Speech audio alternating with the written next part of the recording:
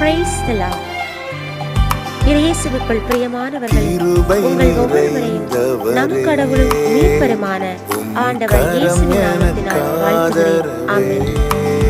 இன்றைய நாளுக்கான இறைவார்த்தை உணவு திருப்பாடல்கள் 130.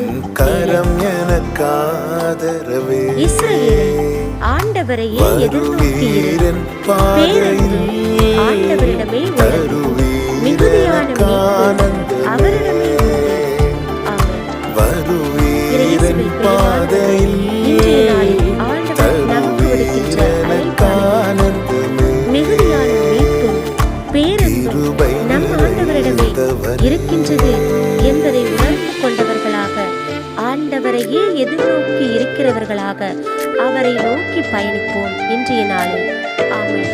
Price the Lord.